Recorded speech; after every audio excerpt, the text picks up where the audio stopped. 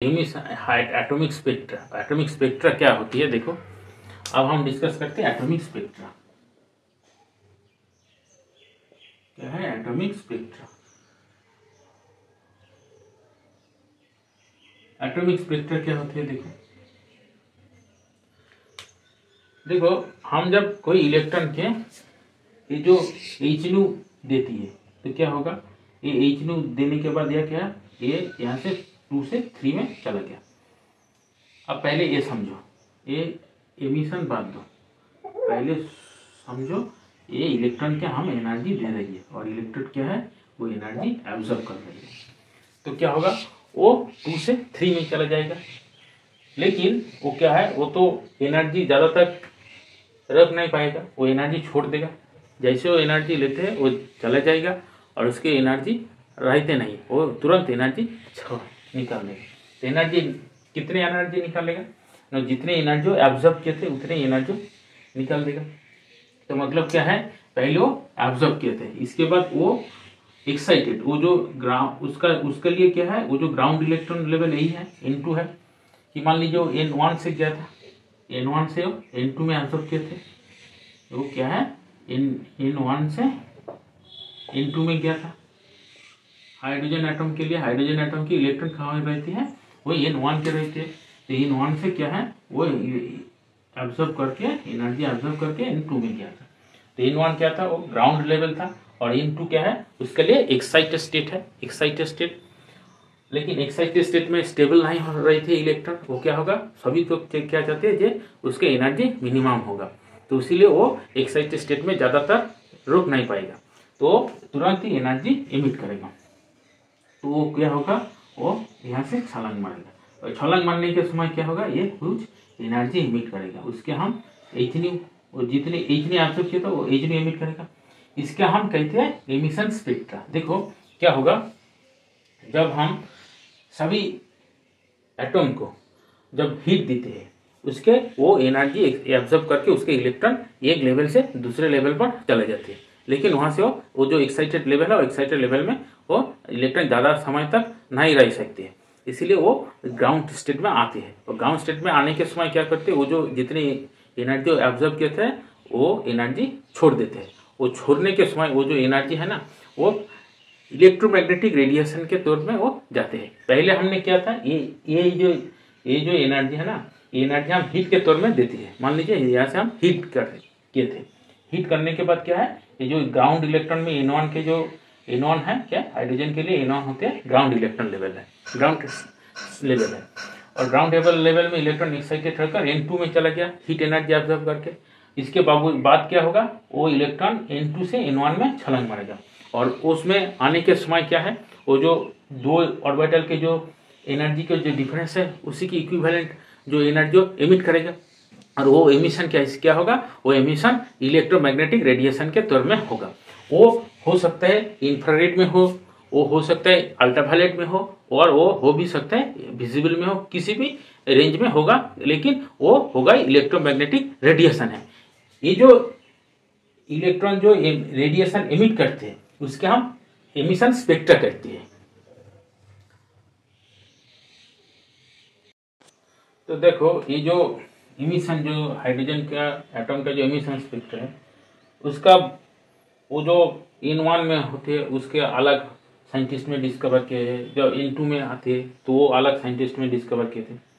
तो ये जो साइंटिस्ट में डिस्कवर किए थे उन्होंने नाम के अनुसार वो एटॉमिक स्पेक्ट्रा के नामकरण करते हैं। तो देखो जब कोई ऑर्बिटल से मान लीजिए कि जो N7 से N1 में आते हैं और N6 में किसी भी ऑर्बिटल से ये जो वो N1 में आती है, तो वो क्या हो जाते हैं, वो हो जाते हैं लेमैन सीरीज, लेमैन सीरीज। और ये क्या है, ये आप याद रखिए, ये है यूवी रीजन में आती है।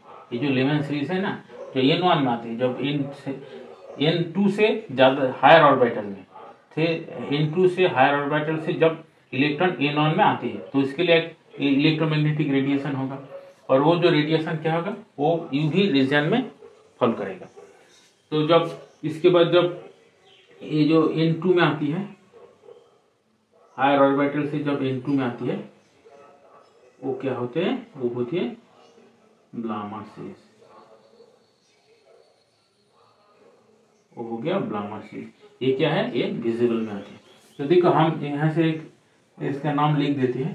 तो देखो जब हो गया spectra series, spectra series, spectra series. इसके बाद ये हो गया NF और ये हो गया N1। तो देखो सबसे पहले क्या होगा, लेमन होगा। लेमन ये क्या होगा, ये फाइनल ऑर्बिटल क्या होगा, N1 होगा, NF1 होगा, और ये क्या होगा 2 3 4 5 ऐसे हो जाएगा। और इसके बाद क्या, ये लेमन क्या होगा, ये विजिबल अल्ट्रावायलेट में आएगा, अल्ट्रावायलेट श्रेणी में आएगा। इसके बाद क्या होगा, देखो लेमन हो गया। इसके बाद आएगा ब्लामर, ये आएगा विजिबल में, आएगा विजिबल में। इसमें क्या होगा, NF होगा 2 होगा, और ये क्या होगा 3 4 5 6 ऐसे हो जाएगा। ये जो ब्लामर के बाद जो सीरीज आएगा, इसके बाद लेमन ब्लामर हो गया, इसके बाद आएगा पास्चन आएगा, इसके बाद ब्रैकेट आएगा, इसके बाद थान आएगा, इसके बाद हम्फ्रीज आएगा। ये सभी क्या होगा, इंफ्रारेड रीजन में आएगा।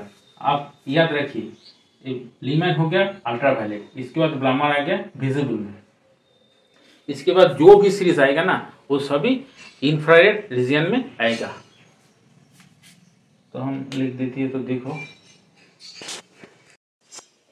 इसके बाद क्या होगा, ये पास्चन होगा, पास्चन में क्या है, वो इंफ्रारेड में आएगा, इंफ्रारेड। इसमें फाइनल ऑर्बिटल क्या होगा, 3 होगा, और इनिशियल ऑर्बिटल क्या होगा, 4 होगा, 5 होगा, 6 7 8 ऐसे जंप करेगा। इसके बाद क्या है, ब्रैकेट, हाँ ये क्या होगा, ये जो इसी ऑर्बिटल में आएगा, तो ये क्या हो जाएगा,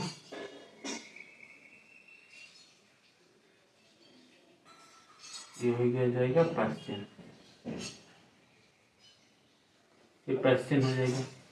इसके बाद क्या होगा, इसके बाद ब्रैकेट आएगा,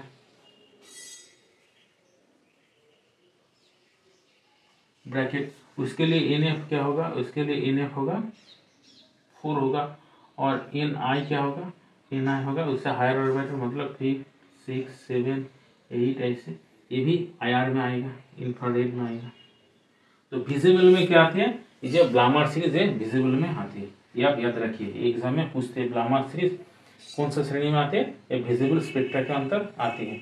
और लेमन क्या आते हैं, अल्ट्रावायलेट। क्योंकि देखिए इसका जो एनर्जी है ना, लेमन सीरीज की एनर्जी सबसे हाई होती है, क्योंकि ये जो देखो, ये जो N2 से N1 के डिफरेंस सबसे हाई है, और ये तो मिनिमम एनर्जी है, ये जो मिनिमम एनर्जी क्या है, ये सबसे ज्यादा है, इसलिए ये अल्ट्रावायलेट में आया। और इसका मिनिमम एनर्जी कितना है, ये जो N2 से N3 होगा, ये क्या है, ये जो हायर ऑर्बिटल से ये जो N3 और N4 से डिफरेंस है, N2 N3 डिफरेंस ज्यादा है, तो इसलिए इसकी एनर्जी कम हुआ, ये ब्लामर सीरीज हुआ। इसके बाद क्या है, ये जो N3 और N4 के डिफरेंस क्या है, ये जो N5 और N4 N5 से ज्यादा है, इसलिए इसका एनर्जी थोड़ा सा घट गया, इससे कम है इसके डिफरेंस, तो ये कम हो गया। तो कम होने के कारण क्या, वो इंफ्रारेड में आएगा। इसके बाद ये भी इंफ्रारेड में आएगा, लेकिन इसके एनर्जी से इसकी एनर्जी कम होगा, और इसकी एनर्जी और भी कम होगा, ऐसे कमते जाएगा, लेकिन वो और इसीलिए ये इंफ्रारेड में आएगा।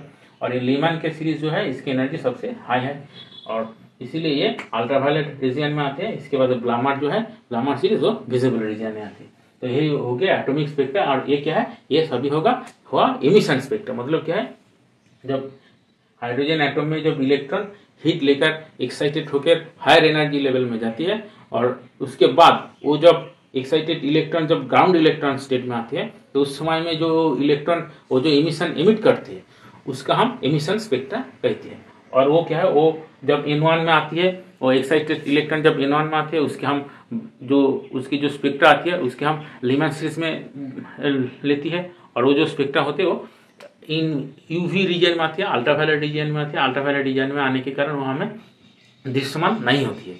और जब इसके बाद जब कोई इलेक्ट्रॉन हायर ऑर्बिट से N2 में गिरेगा तो उसके क्या है, वो विजिबल स्पेक्ट्रम में आएगा और उसके श्रेणी के नामकरण क्या है, वो होगा ब्लामर सीरीज।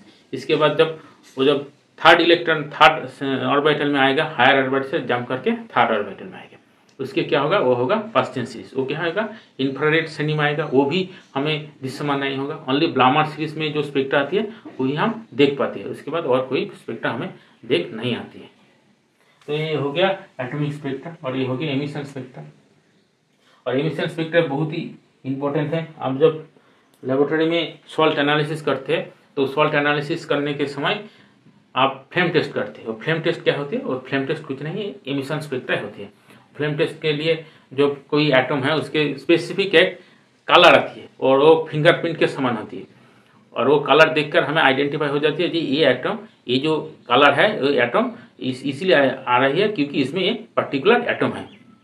मान लीजिए जैसे है सोडियम है, सोडियम में क्या फ्लेम आती है, वो होती है सोडियम क्या, गोल्डन येलो डांसिंग फ्लेम आती है, डांसिंग फ्लेम आती है। और इसके बाद कैल्शियम के क्या आती है, कैल्शियम में क्या आती है, ब्रिक रेड, एक ब्रिक होती है ना, उसके आप जो ब्राउन के तरह होती है, लाल वाला नहीं, एक ब्राउन की तरह ब्रिक होती है, उसी की तरह वो जो कैल्शियम की फ्लेम ऐसे होती है। लेकिन वो जो कैल्शियम की फ्लेम है इंस्टेंटेनियस होती है, मतलब स्पार्कल जाती है होती है।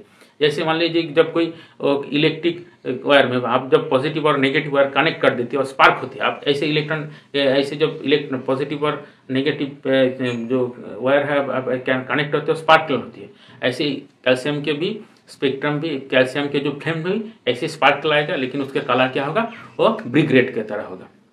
ऐसे है जो बेरियम है उसके एप्पल ग्रीन कलर होगा, हाँ। और क्या है, पोटासियम क्या होगा, पोटासियम के वायलेट होगा। और जो स्ट्रोंशियम है, स्ट्रोंशियम के अब जब हम जो नेकेड आई में देखते हैं तो वो वायलेट लगती है, लेकिन जब हम कोबाल्ट ब्लू ग्लास के थ्रू देखते हैं तब उसका क्रिम्सन रेड। क्रिम्सन रेड मतलब क्या है, जो सनराइज होती है, सनराइज के होने के समय जो सन के जो सूर्य की जो कलर होती है उसी तरह उसका स्ट्रोंशियम के फ्लेम आती है, लेकिन वो नेकेड आई में नहीं आती है।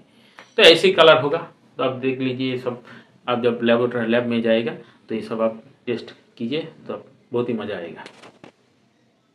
इसके साथ साथ हम जो एटॉमिक स्पेक्ट्रा है हम एंड करते हैं। आपका कोई क्वेरी है तो कमेंट सेक्शन में ज़रूर पूछिएगा।